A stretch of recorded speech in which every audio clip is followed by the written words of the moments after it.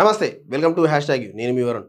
తెలంగాణలో కాంగ్రెస్కు ప్రస్తుతం ఉన్నటువంటి సంఖ్యాబలం ప్రకారం 2 రాజ్యసభ స్థానాల్లో దక్కించుకుంటున్నటువంటి పరిస్థితి ఉంది. సో దీంతో గెలుపు ఖాయమనుకున్న రాజ్యసభ టికెట్ కోసం పలువురు కాంగ్రెస్ సీనియర్ నేతలతో పాటు ఏఐసీసీ నేతలు కూడా పోటీ పడ్డటువంటి పరిస్థితి ఉంది. సో సీనియర్ నేతలైనటువంటి చిన్నారెడ్డి, వి హనుమంతరావు పేర్లు కూడా రాజ్యసభ రేసులో కొంత ముందు వరుసలో వినిపించాయి. సో వీరితో పాటు మరికొంతమంది నేతలు కూడా పార్టీ పెద్దలతో కొంత టికెట్ కోసం ప్రయత్నాలు చేశారు.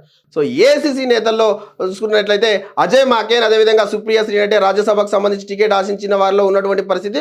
అయితే వీరిలో అజయ్ మాకేన్కు సంబంధించి చూసుకున్నట్లయితే కర్ణాటక నుంచి రాజ్యసభ టికెట్ దక్కగా మిగతా వారికి సంబంధించి నిరాశ ఎదురైనటువంటి పరిస్థితి. సో పైగా తెలంగాణ రాజ్యసభ సభ్యులకు సంబంధించి అభ్యర్థుల ఎంపికలో అధిష్టానం కొంత ట్విస్ట్ ఇచ్చింది అని చెప్పి స్పష్టంగా చెప్పుకోవచ్చు.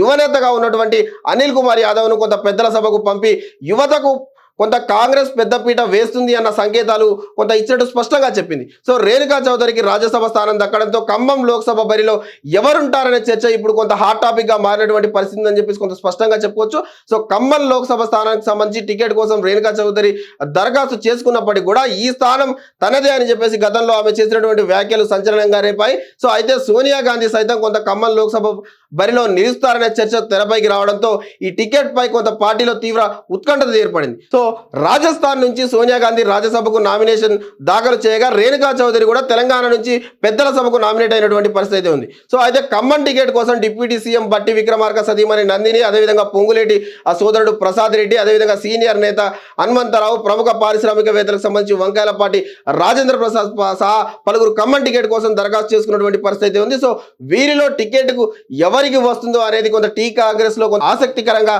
మారినటువంటి పరిస్థితి ఉంది. సో ఇక కీలకమైనటువంటి నామినేటెడ్ పదవులకు సంబంధించి ఎమ్మెల్సీలు, రాజ్యసభ స్థానాలకు సంబంధించి అడావుడి ముడిగంతో ఇక నేతల చూపు పూర్తి స్థాయిలో లోక్సభ మీద పల్లింది. సో ఎంపీ టికెట్ల కోసం ఇప్పటికే 300 పైగా కొంత అప్లై చేసుకున్నటువంటి పరిస్థితి. ఒకవైపు సునీల్ కనుగోలు టీం ఇప్పటికే గెలుపు గుర్రాల కోసం ఆ సర్వే చేస్తున్నటువంటి పరిస్థితి ఉంది. సో ఇప్పటికే దీనికి సంబంధించి నివేదిక కూడా కొంత అధిష్టానానికి అందించింది. సో కీలకమైనటువంటి ఎమ్మెల్సీ, రాజ్యసభ స్థానాలకు సంబంధించి యువకులకు ఇవ్వడంతో కాంగ్రెస్ పార్టీ యువ నేతల్లో కొంత జోష్ పెంచింది.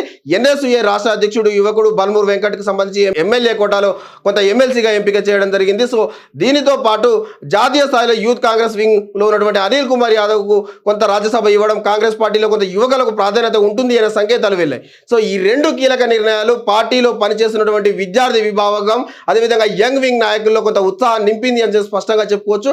సో తాము కూడా కష్టపడి పార్టీ కోసం పనిచేస్తే పదవులు వస్తాయనే చర్చ కూడా కొంత కమిటీలో మొదలైనటువంటి పరిస్థితి.